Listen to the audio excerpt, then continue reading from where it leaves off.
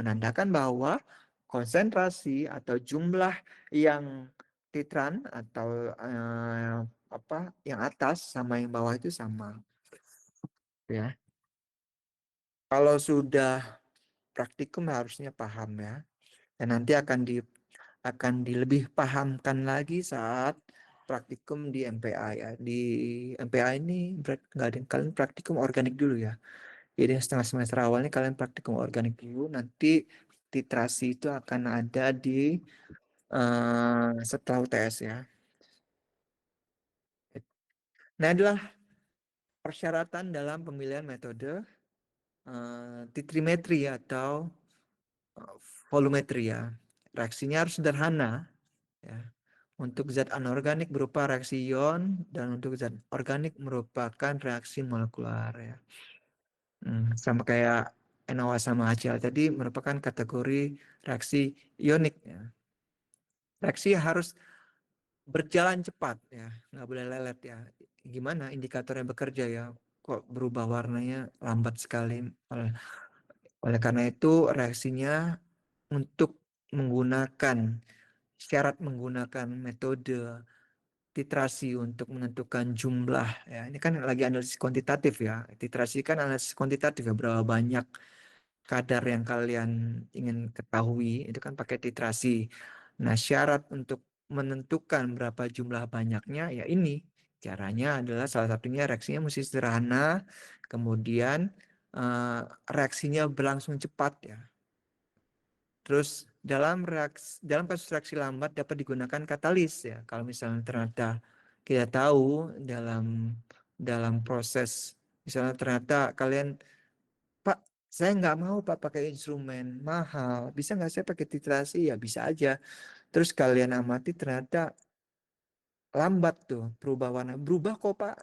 Ya udah berarti kasih katalis gitu. Fungsi katalis kan mempercepat reaksi. Cuman jarang sih ya. Kalau sudah tahu lambat, udahlah pakai instrumen aja ya. Kasusnya sangat jarang sekali ya di poin ketiga ini ya. Mana poin ketiga? Dalam kasus reaksi lambat dapat digunakan gas jarang sekali ya.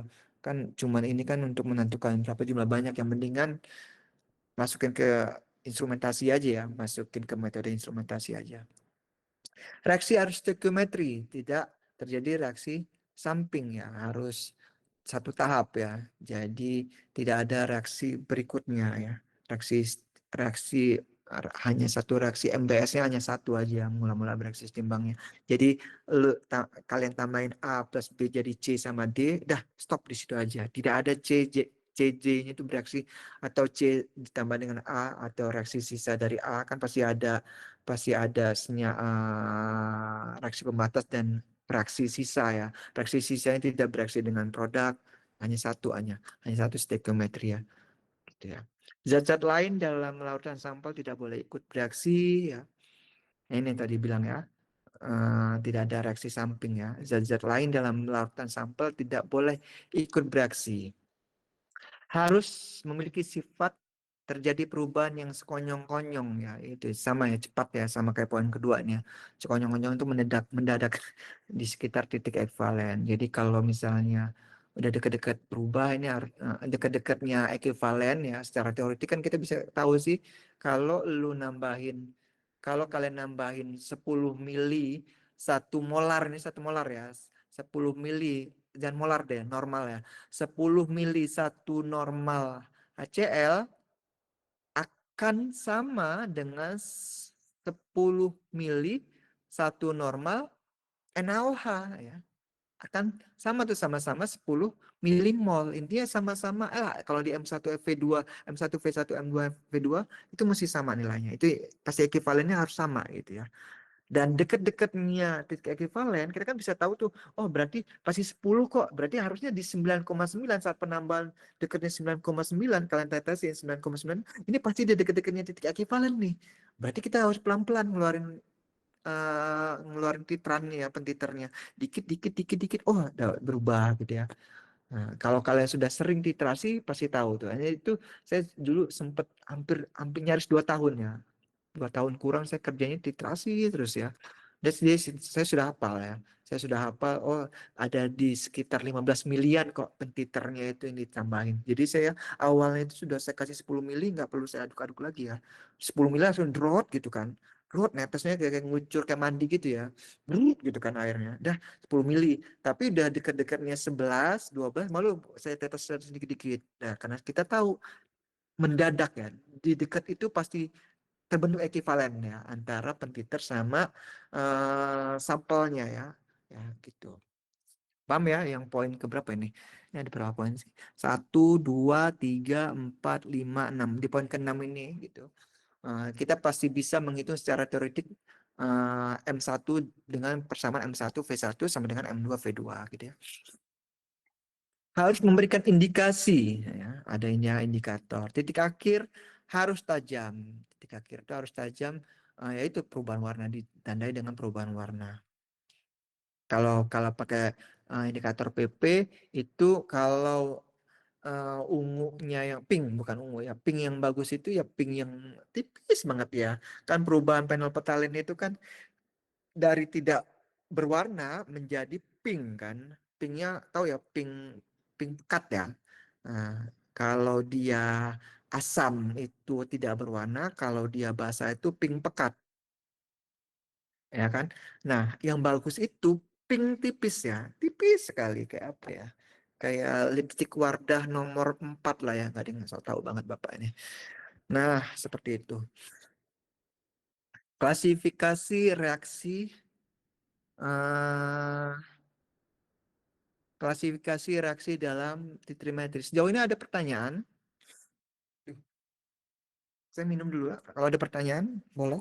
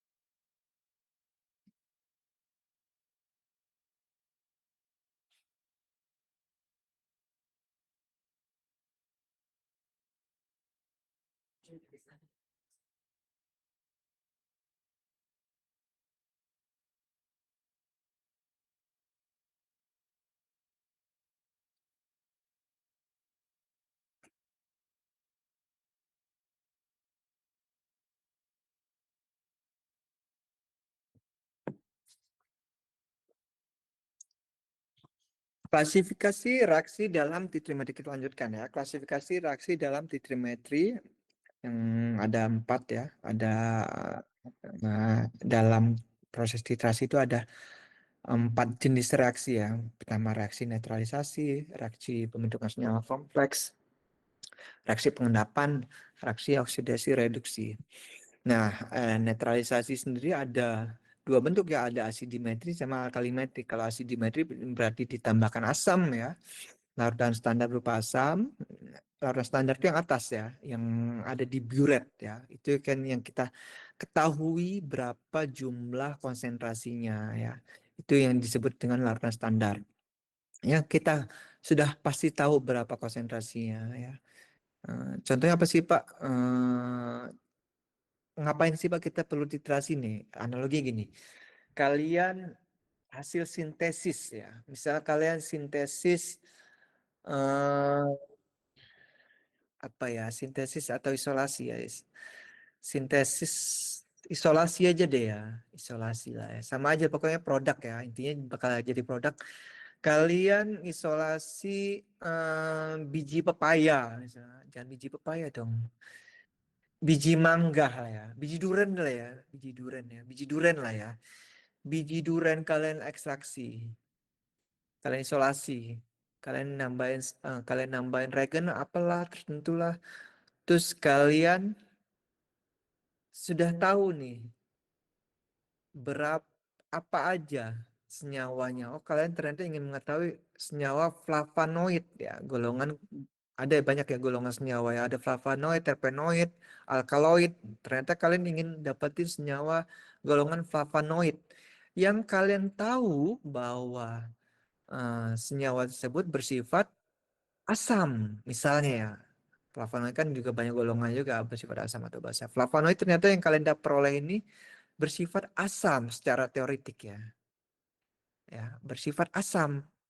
Itu kan kalian kan nggak tahu tuh. Nih, ya, ini kan flavonoid nih. Kalian nggak tahu nih berapa sih konsentrasi flavonoid yang gua hasilin ya, yang saya hasilin ya dari sintesis maupun isolasi ini. Kemudian kalian ingin mengetahui berapa kan konsentrasinya, kalian kemudian lakukan titrasi, ya kan? Kalian lakukan titrasi, kalian titrasi dengan menggunakan apa? Kalian kan udah tahu nih asam. Oh berarti bukan asidimetri ya, tapi alkalimetri dengan menambahkan larutan standar basa yang kalian sudah ketahui berapa konsentrasinya. Ya, larutan basa, basanya sebagai pentiternya, titrannya. Titer ding, ya titer ding yang namanya di bawah itu titer, titer sama namanya pentiter ya. Pentiter kan orang yang nganuin titran sama titer ya, titran sama titer. Pentiternya nih yang atas itu berarti basa yang sudah ketahui konsentrasinya. Oh, tambahin status, status, status, status. Nah, baru titik ekuivalen. Dapatlah kita mengetahui konsentrasi flavonoid yang kalian peroleh. Ini sih sebenarnya prinsipnya seperti itu ya. Kenapa sih kita harus titrasi? Kayak mana sih contohnya dalam kehidupan kehidupan berbangsa dan bernegara ya dalam dalam penelitian ataupun dalam ilmu kita ilmu kimia dan teknik kimia itu analogi seperti itu. Nah, ada reaksi netralisasi. Ya, asam plus basa ya pasti netral ya. Asam plus basa menjadi garam. Non netral. NaOH plus HCl sama dengan NaCl plus H2O ya. NaCl NaCl kok NaCl plus HCl NaCl NaOH plus HCl bener lah asam basa garam plus air ya.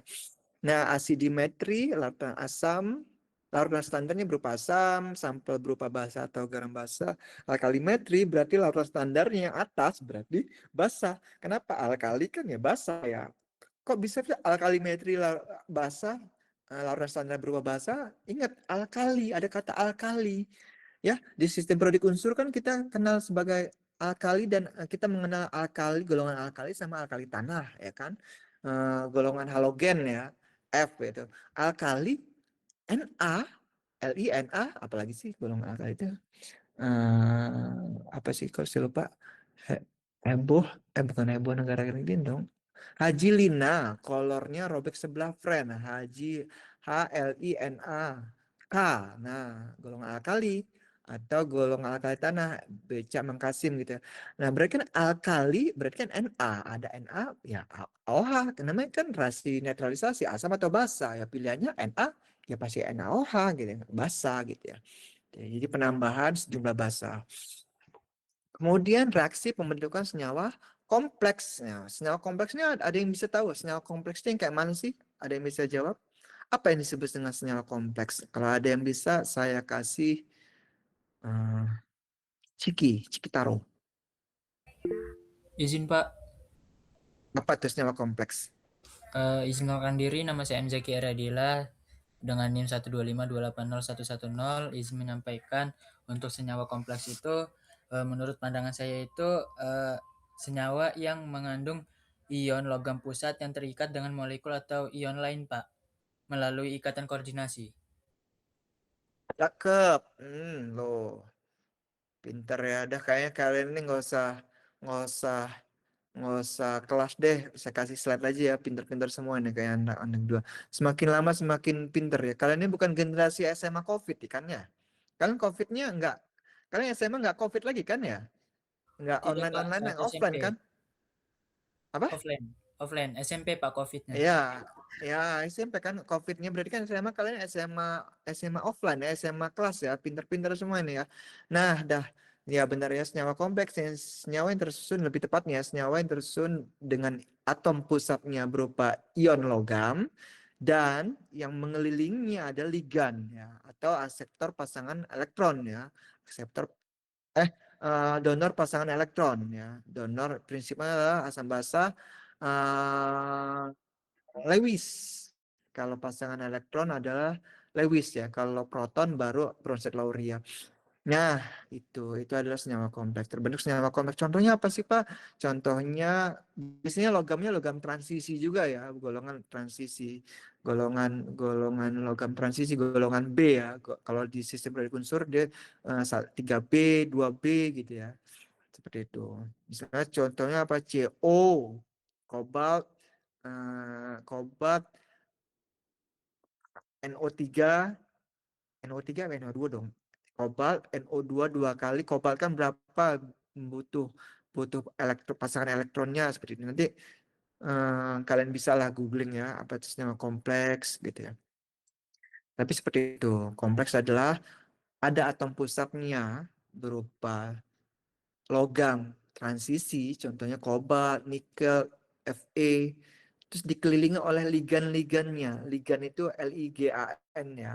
Itu adalah ya bisa senyawa organik, jadi organologam ya. Bisa juga non organik atau anorganik. Misal contohnya NO2, CO2 ya atau CO itu jadi ligannya. Dia memberikan pasangan elektronnya. Ya, memberikan pasangan elektron kemana? Ke atom pusatnya, Na-nya. Intinya senyawa kompleks itu senyawa ikatan kovalen koordinasi ya. Seperti itu. Serah terima pasangan elektron. Prinsipnya adalah asam basa Lewis ya. Kemudian ada dalam titrasi ini ada reaksi pengendapan ya. Contoh apa reaksi pengendapan? Ag NO3 tambah HCl ya, yang paling klasik sekali ya. Pengendapan itu banyak sebenarnya, tapi yang paling easy, yang mudah diingat itu selalu pengendapan AgCl ya. AgCl berarti dihasilkan dari AgNO3 ditambah dengan HCl itu pengendapan. Itu reaksi dalam kalau misal titrasi itu mesti ini loh reaksinya yang terjadi. Itu maksud di slide ini ya. Kalau kalian pengen kalau misalnya kalian dapetin senyawa yang misalnya kalian dapat senyawa AgNO3 gitu. Kalian pengen tahu berapa sih banyak sih Ag gua gitu ya. Saya pengen dapetin senyawa Ag misalnya. Ag itu apa? Perak ya. Ingin mengetahui berapa sih jumlah perak yang saya hasilin. Misalnya kalian sintesis gitu ya. Ya udah, pakai titrasi aja. Endapin aja Ag-nya ya. Dalam bentuk Ag ya. AgNO3, iya AgNO3 ditambah HCl. Jadi AgCl. AgCl kan mengendap tuh. Ya kan? AgCl kan mengendap. Terus kalian ukur. Pakai apa? Pakai gravimetri. Ukur aja kan mengendap. Mengendap kan berarti kan jadi padatan kan. Kalian hilangkan dulu HNO3-nya, cairan-cairannya, ya kan? AgCl. Nanti AgCl, saya, karena nggak ada tulisan sih ya, saya lupa. Nanti kayak, bisa nggak sih dicoret di sini? Duh, lihat nggak? Berubah nggak slide saya? Nggak kan ya? Susah sekali. Nah, Ada Bapak, tulisan. Ah, Pak, ya? bukannya untuk AgNO3 itu untuk direaksikannya itu bukannya pakai NaCl ya, Pak? Kalau HCl bukannya asam klorida ya?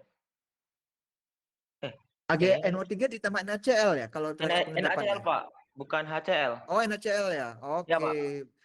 Makasih, AgNO3 Pak. ditambah NaC. Oke, makasih. Makasih ya ralatnya. AgNO3 ditambah dengan NaCl ya. Jadi AgCl gitu ya. Saya lupa ya yang apa. Pokoknya intinya endapan AgCl. Nah, prakteknya misalnya kalian dapat pengen tahu kalian sintesis misalnya atau recovery Ag gitu ya. Nah, kalian dapetin Ag dalam bentuk AgCl. Pengen mengetahui berapa sih sebenarnya kadar Ag ya.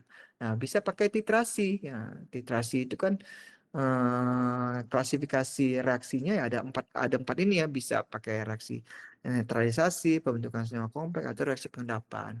Nah, contohnya Ag tadi ya.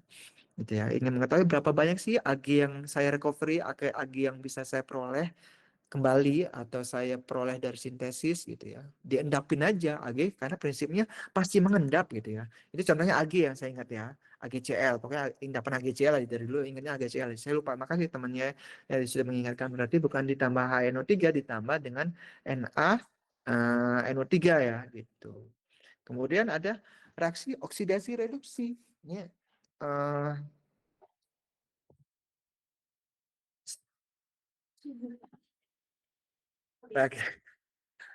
reaksi berikutnya adalah reaksi oksidasi reaksi. Oksidasi reduksi. Apa sih prinsip oksidasi reduksi ini? Kalau tadi kan pembentukan senyawa kompleks kan serah terima pasangan elektron ya. Kalau oksidasi reduksi ini apa? Perpindahan elektron ya, Pak? Ya, Pak. Perpindahan elektron. Ya, Itu reaksi oksidasi reduksi itu reaksi redox. apa tuh? Maksudnya ah gimana ya? Ya benar, redoks itu kan Ya, reduksi ya. oksidasi, redoksi.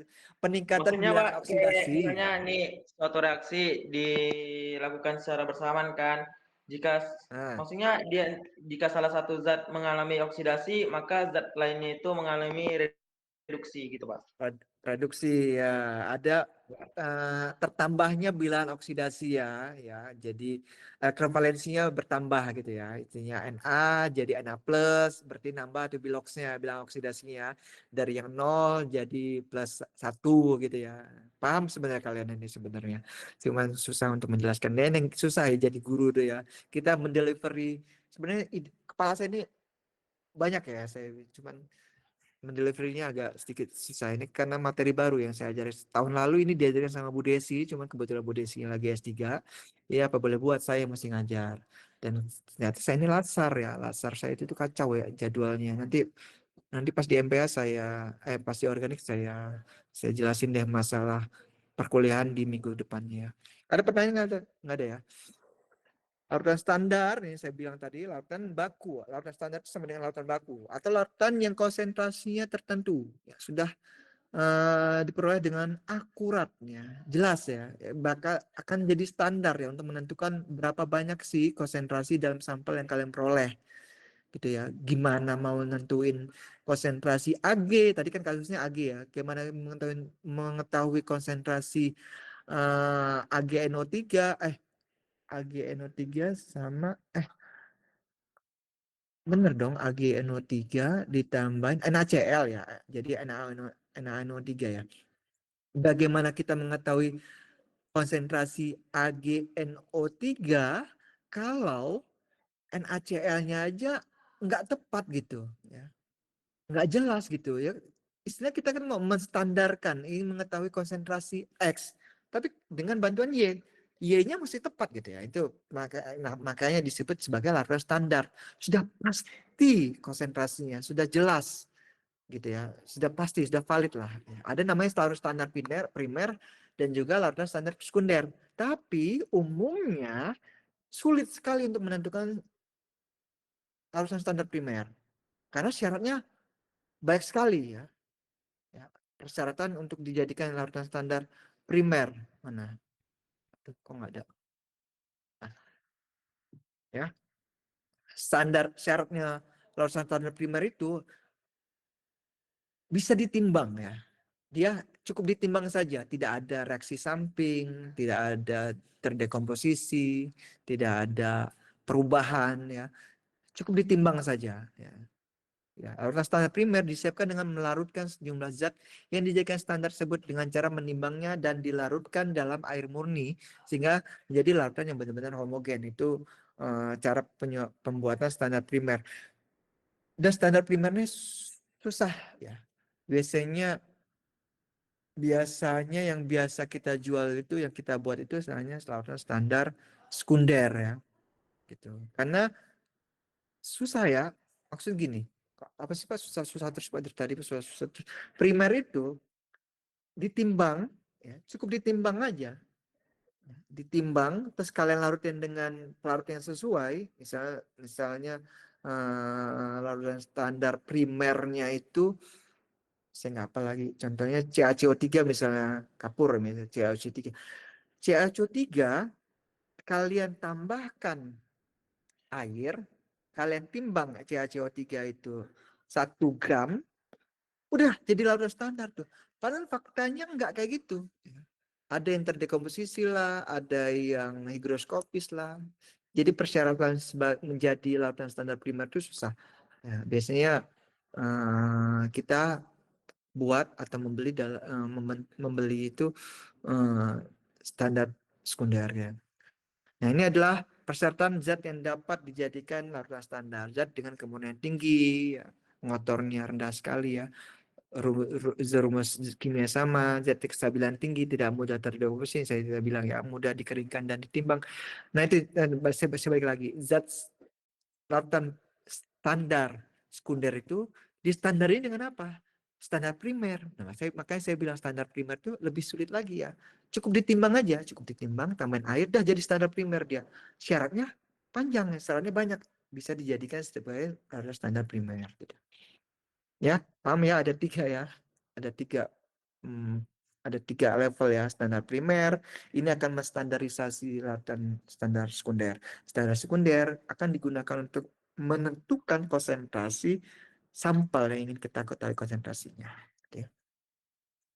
Yang ketiga syarat sebagai larutan standar itu zatnya tidak higroskopis ya, tidak mudah larut atau tidak mudah bereaksi dengan air, ya. Tidak mudah higroskopis ya, tidak mudah mengikat, lebih tepatnya tidak mudah, bukan larut dalam air, tidak mudah mengikat air. Beda antara mengikat sama larut ya. Ada istilah hidrat ya. Kalau kalian anak OSN pasti tahu ya apa itu hidrat ya. Contohnya apa? Karat itu adalah bentuk dari higroskopisnya materi ya, karat ya, pengkaratan ya. Kan rumus rumus kimia kan Fe2O3 X H2O. Berapa banyak H2O yang terhidrat, itu hasil dari higroskopisnya. Nah, Fe2O3 bersifat higroskopis ya, makanya dikasih cek lagi. Zat dengan berat molekul relatif tinggi, nah, ini persyaratannya zat dengan berat molekul relatif tinggi, sehingga error penimbangan dapat diabaikan. Makanya syarat tadi primer itu hanya penimbangan aja. Berarti dia kalau mau jadi larutan standar primer, berarti BM-nya mesti besar ya, karena hanya menimbang saja ya, untuk digunakan sebagai larutan standar primer gitu. Penimbangan yang presisi berorder 0,1 sampai bukan berorder nih ya. Berorder. Penimbangan yang presisi berorder 0,1 sampai 0,2 miligram. Akurasinya 1/1000. Zat larut Zat larut baik dalam pelarutnya, umumnya air membentuk larutan yang stabil. Yang keenam, zat dapat bereaksi secara stoichiometris sehingga error karena titrasi dapat diabaikan. Larutan standar sekunder sama dengan konsentrasinya ditentukan, distandarkan terhadap larutan, bukan terhadap ya, oleh ya, larutan standar primer sesaat sebelum digunakan. Jadi kalau mau mengetahui berapa konsentrasi realnya sekunder, itu dilakukan standarisasi dengan penambahan standar primer, dengan dititrasi juga dengan standar primer. Seperti itu ya. Nah, ini titrasi penetrasi secara praktis. Larutan standar primer, aduh lowbat lagi, yang ideal sangat sulit didapat. Nah, ini secara praktis, larutan ini saya bilang tadi ya, secara prakteknya larutan primer yang ideal ini sangat sulit didapat. Nah, diselesaikan dengan kompromi itu pendekatan ya lebih tepatnya dengan beberapa hal yang perlu kita abaikan, yang kita asumsikan gitu. Nah, sehingga untuk reaksi-reaksi ya untuk reaksi-reaksi ini, reaksi asam dan basa, tadi kan ada 4 jenis reaksi titrasi ya, atau reaksi titrasi ya, ada asam basa, pembentukan kompleks, endapan, dan juga reaksi reduksi bisa digunakan larutan standarnya, yaitu kalau untuk reaksi asam basa, larutan standar yang bisa digunakan ini loh, Na2CO3 ya, atau Na2B4 boraks ya, Na2B4O7 borak, KHC8 ini saya nggak tahu ya, kalium hidroiodat ini ya. Kemudian kompleks zat murni, kalau misalnya pakai kalau reaksi itu kompleks ya, pakai standarnya standar ZN, Mg, Cu ya, dan garam-garamnya tergantung keperluan reaksi. 11% guys, baterai saya ini 10%. Ada yang ingin ditanyakan? Nah, contoh yang tidak dapat dijadikan baku primer, standar primer adalah HCl, karena suka ditimbang. NaOH dan memakai CO2, terus H2SO4 ini higroskopis. Nah, NaOH juga higroskopis ya. Kok bisa tahu Pak NaOH higroskopis? Coba kalian masukkan NaOH dengan sedikit air. Kalian timbang dulu NaOH, misalnya 5 gram. Kalian masukin ke wadah, terus kalian tambahin setetes air. Itu apa yang terjadi? Panas ya. Higroskopis itu ya. Dia sangat eksotermis, higroskopis, sangat mengikat air gitu. Nah, itu contoh higroskopis ya. NaO juga higroskopis, tapi di sini hanya ditulis dapat mengikat CO2 H2O. Yang mengikat H2O higroskopis yang mengikatkan. H2SO4 jelas higroskopis. HNO3 oksidator. Ini yang tidak bisa digunakan sebagai larutan baku primer. Ini adalah beberapa senyawa yang bisa dijadikan larutan baku primer. Ini syaratnya kan apa? BM-nya besar ya. Tadi kan syaratnya BM-nya besar mana? Jadi, nah BM-nya besarnya berat molekul zat dengan berat molekul yang relatif tinggi sehingga error penimbangannya dapat diabaikan. Nah, ini adalah beberapa syarat beberapa senyawa yang bisa digunakan sebagai standar primer ya. Untuk asam basa, untuk reaksi asam basa, titrasi asam basa ini pakai Na2CO3, untuk endapan pakai Ag, AgNO3 atau NaCl seperti itu. Nah, ini adalah indikator-indikator yang umum digunakan dalam proses titrasi ya. Jadi tadi saya bilang indikator itu digunakan untuk penanda bahwa proses tersebut sudah ekivalen ya, sudah sama antara titran sama titernya ya. Titik akhir pada titrasi asam basa diamati dengan bantuan indikator yang mana akan berubah warna setelah titik ekvivalen tercapai. Perubahan warna sesuai dengan konsentrasi ion hidrogen proton dalam lautan. Ini teori Ostwald ya, di mana ada kesetimbangan ion ya, teori Ostwald itu kesetimbangan ion ada kesetimbangan perubahan senyawa dengan adanya perubahan penambahan ion ya, teori Ostwald ya. Nah, contohnya penopetalen. Penopetalen ini kesetimbangannya ini ya. Kalau ditambahkan sejumlah OH, ya, sejumlah OH, ya pentiter ya, sejumlah OH, dia akan berubah warna. Oleh karena ada ketidaksamaan jumlah ion yang terikat. Gitu ya. Kalau kalian amati ini kan jumlah ininya beda nih. Ini ketambahan OH ya. C-nya ini kan bentuk struktur dari fenolphthalein ketambahan OH. Ketambahan OH. Sehingga berubah warna. Gitu ya. Kesetimbangan ya, konsep asam basa ini apa saya lupa prinsip dari indikator itu prinsip yang menggunakan azas atau konsep asam basa prinsip Lowry ya. Nah, ini adalah selang atau rentang ya, lebih tepatnya rentang perubahan warna indikator ya. Yang biasa yang paling mudah itu apa yang paling saya ingat itu phenolphthalein ya. Paling mudah ya. Phenolphthalein, bromotimol blue. Kalau dulu waktu saya satu itu praktikumnya banyak sekali ya uji indikator ya. Enggak, kalau kalian biasanya digunakan hanya phenolphthalein. Prinsipnya seperti itu ya. Nah, ini adalah yang tadi berapa kali saya sebutkan prinsip dari titrasi, ingin mengetahui berapa titik ekivalen dengan penambahan titran yang diketahui berapa konsentrasinya dan ingin berapa banyak jumlah yang ingin diketahui sampel tersebut. Ada pertanyaan? Kalau tidak, udah habis nih waktunya 2 SKS. Nanti kalau yang tidak bisa, Izin Pak. Hah? Apa tuh? Ingin bertanya Pak. Jauhin, berdengung suaramu. Jauhin dong HP sama ininya, soalnya dia ini. Ayah? Stop presenting, kita lihat. Jangan stop presenting dong. Ya, Izin Pak, ingin bertanya mengenai materi yang kita bahas hari ini. Ketika nanti kami di semester 5 atau 6, apakah mungkin suatu penelitian itu kita gabungkan dalam kedua metode tersebut? Atau cuma satu metode aja? metode apa nih? Metode titrasi yang 4 biji ini, metode titrasi Kualitatif dan penetral. kuantitatif Bapak. Oh iya, biasanya memang setiap penelitian itu harus kualitatif dan kuantitatif. Biasanya kualitatif itu yang saya bilang tadi fingerprint aja ya. Prakteknya biasanya kalau di skala penelitian itu contoh analisis kualitatif itu FTIR ya. FTIR itu untuk mengetahui kandungan benar atau tidak sih senyawa itu muncul diidentifikasi dengan ada gugus fungsi, misalnya OH gitu. Itu kan hanya mengetahui, oh benar loh sudah ada OH-nya. Oh bener loh ini senyawa X ya. Itu identifikasi, itu analisis kualitatif gitu.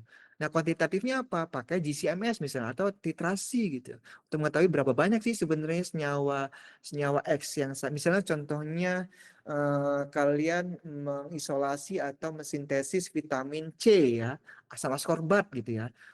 Ciri-ciri asam askorbat apa? Adanya gugus COH. Kan tahu ya gugus fungsi ya, di kimia dasar kan diajarin, di SMA juga diajarin ya. Ada gugus COH. Nah, itu analisis kualitatif. Jadi kalau pertanyaanmu, bisa nggak Pak, umum nggak Pak di combine antara kualitatif kuantitatif? Ya umum. Biasanya memang di combine antara kualitatif dan kuantitatif gitu ya.